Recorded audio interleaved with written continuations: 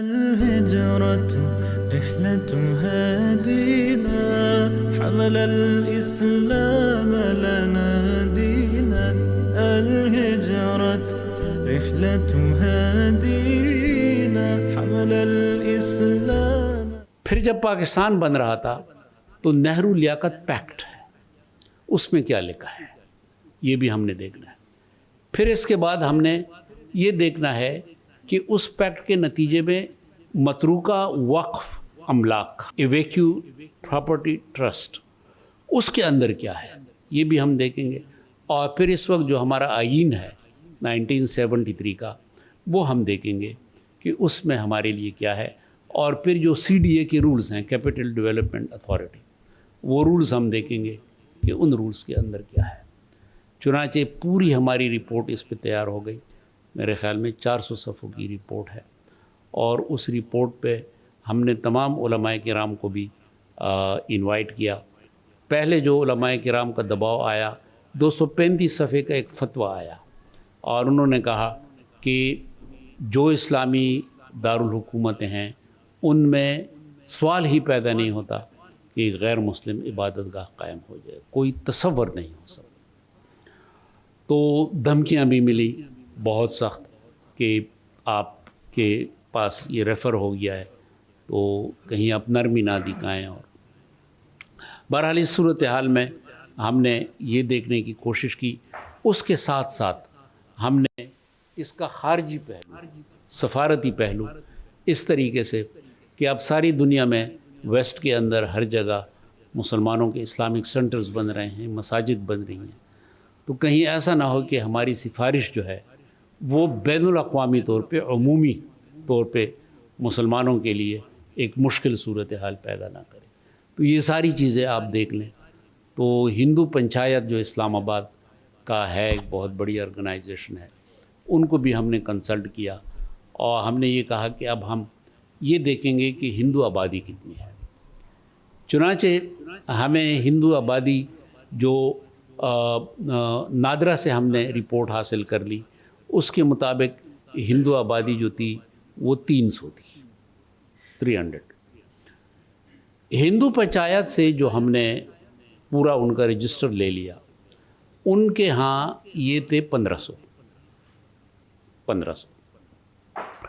تو ہم نے یہ نتیجہ اخذ کیا کہ 300 تو وہ ہیں کہ جن کے پاس ڈومیسائل ہے اسلام آباد کا، لیکن یہ 1500 یہ ہیں کہ مثلاً طالب علم آئے ہیں، مثلاً کہیں اور سے آئے ہیں، یہاں پہ نوکری کر رہے ہیں، کسی کی مثلاً دکان ہے، وہ ضروری نہیں کہ اسلام آباد سے ہوں. تو ہم نے کہا کہ ٹھیک ہے، ہم مان لیتے ہیں کہ 1000 کے لگ بھگ اسلام آباد کے اندر ہیں.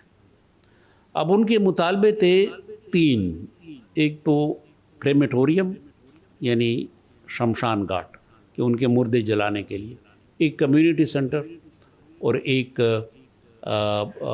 مندر یعنی ورشپ پلیس. ہم نے رائے یہ بنائی، ہم نے جو اسلام آباد کے اندر موجود مندر تھے ان کا بھی ہم نے معائنہ کیا. 3 مندر ہیں، ایک پہاڑی کے اوپر ہے، ایک راول ڈیم کے پاس ایک پرانا مندر ہے، اور ایک سید پور کا مندر. تو وہ جو راول ڈیم والا مندر ہے وہ تو بالکل تباہ و برباد اور وہ رس رہا تھا، اور جو پہاڑی کے اوپر مندر ہے اس تک رسائی تقریباً ناممکن ہے. لیکن یہ جو سید پور کا مندر ہے یہ بہت ہی تاریخی مندر ہے اور CDA نے اس پہ قبضہ کیا ہوا ہے. تو ہم نے رائے یہ دی مشورے کے ساتھ، ہندو پنچایت کے ساتھ بھی مشورہ کیا کہ کریمیٹوریم آپ کا حق ہے، کوئی آپ نہیں روک سکتا. کمیونٹی سینٹر آپ کا حق ہے، آپ کے 2 مردوں کے گھر ہیں تو اس میں شادی غمی ناممکن ہے، کمیونٹی سینٹر آپ کا حق ہے.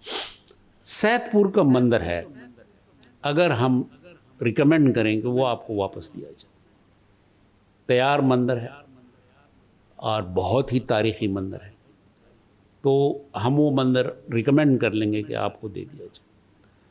تو اس پہ پھر تمام علماء نے بھی اتفاق کیا اور ہندو پنچایت نے بھی اتفاق کیا، اور یہ جو ہماری ریکمنڈیشن گئی اس کو بین الاقوامی طور پہ سراہا گیا. اور تمام ایمبیسیز نے باقاعدہ جو ہماری میٹنگز ان کے ساتھ ہوئی تو انہوں نے تعریف کی اسلامی نظریاتی کونسل کی کہ آپ نے ایک اچھا فیصلہ کیا. انڈیا کا جو پروپیگنڈا تھا وہ الحمدللہ مکمل طور پہ، اور ہم دوبارہ بین الاقوامی میڈیا میں یا سفارتی جو ہمارا میدان ہے اس میں ہم اوفینسو پہ چلے گئے، بابری مسجد، باقی مسائل اس حوالے سے.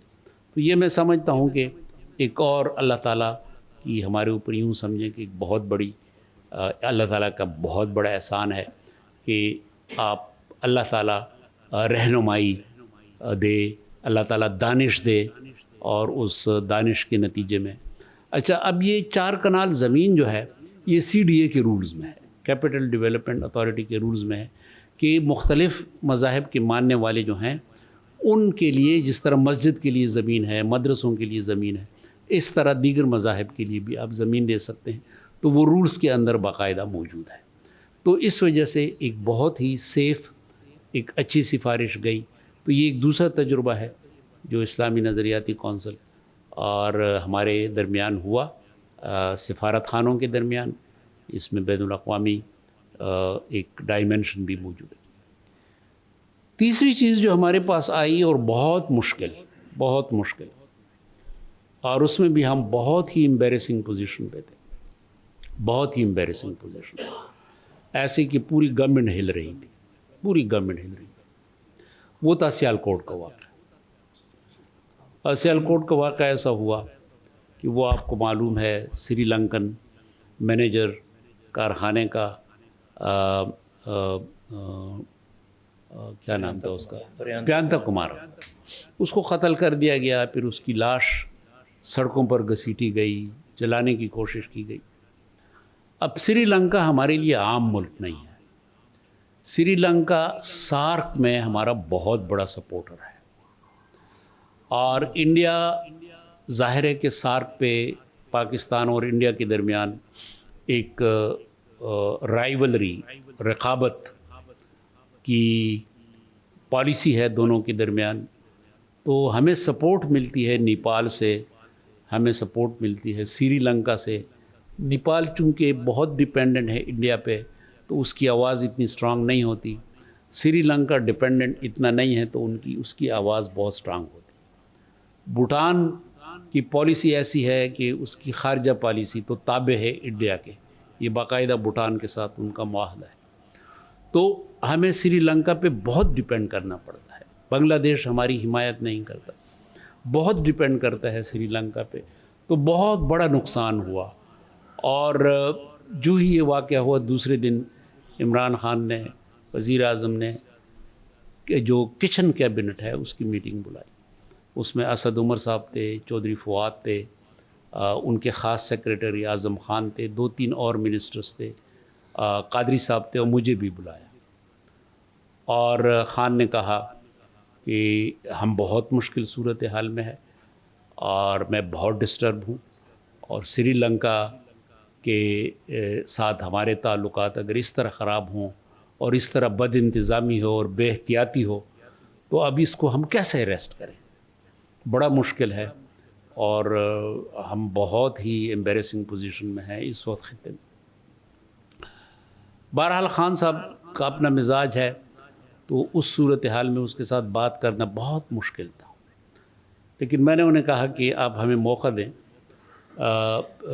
جو اس کا ریلیجس پہلو ہے اس کو ہم کور کر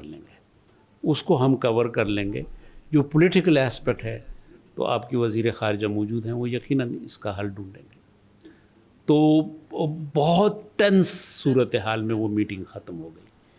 یعنی خان صاحب ویسے بھی اس کے ہاں مسکراہٹ بہت کم ہوتی تھی، لیکن یہ جو میں نے لمحات دیکھے بہت مشکل تھا.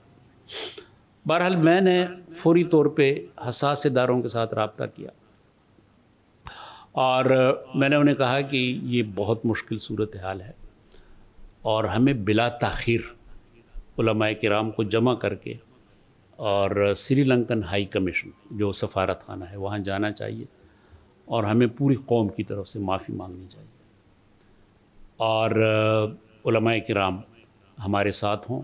اسلامی نظریاتی کونسل کے جو ممبران دستیاب ہیں وہ اسلام آباد آس پاس، تو 2 دن کے اندر اندر ہم سری لنکن ہائی کمیشن گئے. وہاں پہ ہم نے پریس کانفرنس کی اور ہم نے معافی مانگی. ہم نے کہا کہ یہ نہ اسلام اس کی اجازت دیتا ہے، نہ یہ پاکستانی قوم کا رویہ ہے.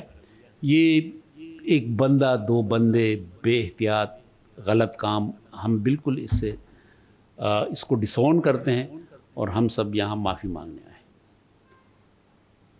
1 ہفتے کے بعد ڈپٹی ہائی کمشنر مسلمان تھا، اس نے مجھے بتایا ایک فنکشن میں کہ آپ کی جو آمد تھی علماء کرام کی، اس میں مولانا مفتی محمد شفیع صاحب، یاسین ظفر صاحب، مولانا محمد تقی صاحب، یہ سب لوگ گئے تھے، موجود تھے.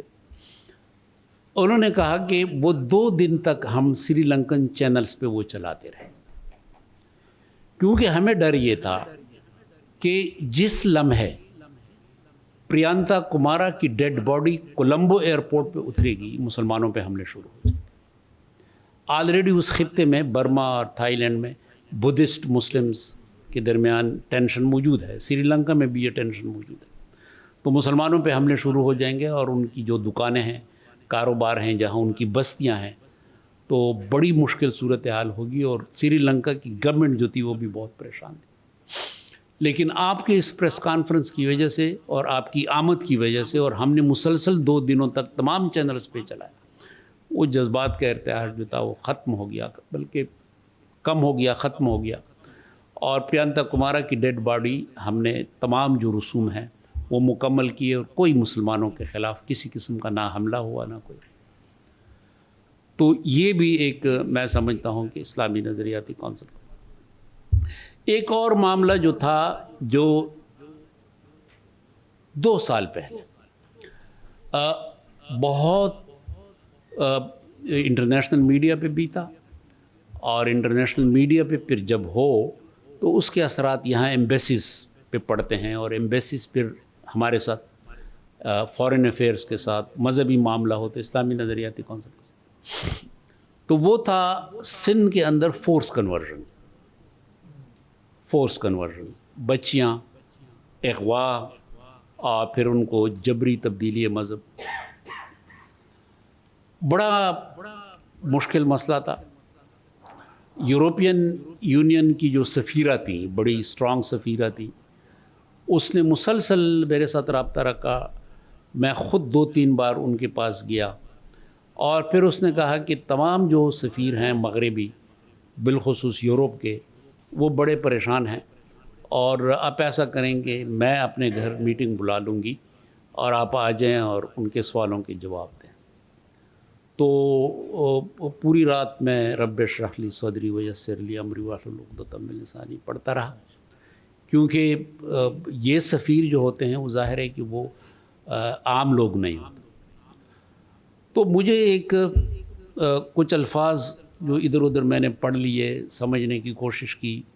انوار الحق کاکڑ صاحب جو نگران وزیر اعظم تھے، وہ پارلیمنٹری کمیٹی کے آن فورس ریلیجن اس کے چیئرمین تھے. تو ان کے ساتھ بھی 1-2 میٹنگز ہوئی تھی، ان سے بھی کچھ چیزیں سامنے آئی تھی. تو صبح پھر میں گیا ان کے گھر، اور پورا اتنا بڑا مجمع تھا، تمام سفیر تھے، اور یہی سوالات آئے. تو میں نے ان سے گزارش یہ کی کہ دیکھیں، سب سے پہلی بات تو یہ ہے کہ یہ فورس کنورژن نہیں ہے، اور یہ ریلیجس کنورژن نہیں ہے. یہ تعلقات افیئرس کے معاملے ہوتے ہیں، اور اس میں یہ ہے کہ یہ جو جہاں پہ ہندو یا مسیحی آبادی ہے، پنجاب کے ایریاز میں یا سندھ کے ایریاز میں، یہ نسبتاً غریب لوگ ہیں. اور جن مسلمانوں کے ساتھ یہ خواتین چلی جاتی ہیں، یہ لو افیئرس ہیں. وہ کچھ امیر ہوتے ہیں نسبتاً، تو پنجاب میں یہ لوگ شادی کر لیتے ہیں. اور میاں میٹھو کی جو آپ بات کرتے ہیں، ان کے بارے میں ہم نے یہ معلوم کیا ہے، اور اس نے باقاعدہ کونسل میں آ کے یہ چیلنج کیا ہے کہ کوئی فورس کنورژن میرے اوپر ثابت کرے تو جو سزا حکومت مجھے دے میں تیار ہوں. ہاں، ہوتا یہ ہے کہ جب ان جوڑوں کے درمیان تعلقات خراب ہو جاتے ہیں تو پھر ان کو ہم پناہ دے دیتے ہیں، کیونکہ ان کے گھر والے ان کو پناہ نہیں دیتے. تو بڑی لمبی گفتگو ہوئی. میں نے انہیں کہا کہ دیکھیں، آپ کے پاس اس کا حل ہے، اور وہ حل فوری نہیں ہے. یہ مسائل فوری طور پہ حل نہیں ہو سکتے. قانون سے یہ مسائل حل نہیں ہو سکتے. حل میں آپ کے سامنے پیش کرتا ہوں, اور وہ حل یہ ہے, اور یہ حل کوئی یعنی بین الاقوامی رولز کے خلاف نہیں ہے. وہ یہ ہے کہ جو مدد آپ دیتے ہیں, یورپین یونین ہمیں مدد دیتی ہے, آسٹریلیا کی حکومت ہمیں مدد دیتی ہے, امریکہ کی بڑی مدد ہوتی ہے, برٹن کی بڑی مدد ہوتی ہے. آپ پاکستان کے اوپر یہ شرط لگا لیں, یہ پابندی لگا لیں کہ اس امداد کا اتنا حصہ یہ خرچ ہوگا ان علاقوں میں, روڈز کے لیے, ہسپتالوں کے لیے, تعلیم کے لیے, سوشل بہتری کے لیے, سیوک ایمینٹیز کے لیے. اور میں آپ کو دعوے کے ساتھ کہتا ہوں کہ 15 سال کے بعد یہ مسئلہ نہیں ہوگا. اگر وہاں پہ تعلیم آ جائے, وہاں پہ ہسپتال آ جائے, وہاں پہ لائف ذرا بہتر ہو جائے, وہاں پہ لوگوں کو روزگار ملنا, لوگوں کی ایکٹیویٹیز بڑھ جائیں, تو یہ مسئلہ نہیں ہوگا. اور الحمدللہ امریکہ یہ جو یورپین سفیرہ تھیں, وہ اس کی جگہ تو اب دوسری سفیرہ آئی ہیں, اس نے بڑی تائید کی, بڑی تعریف کی, اور اس نے کہا کہ آپ نے تو ہمیں ایک بہت اچھا حل بتایا. تو یہ تو بالکل قانون کے اور بین الاقوامی اصولوں کے مطابق ہے.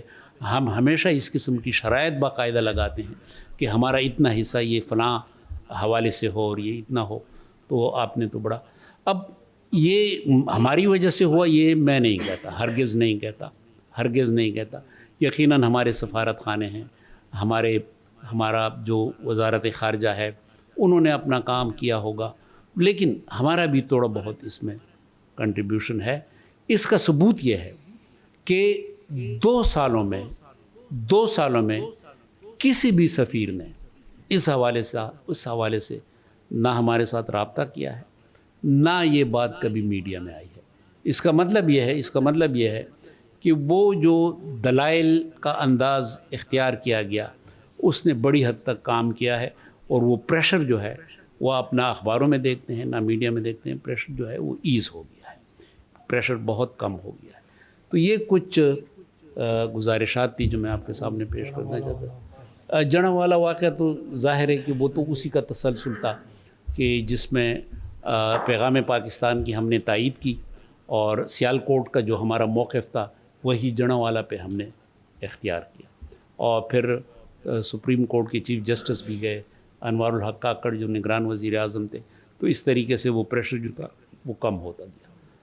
الهجرة رحلة هادينا حمل الإسلام لنا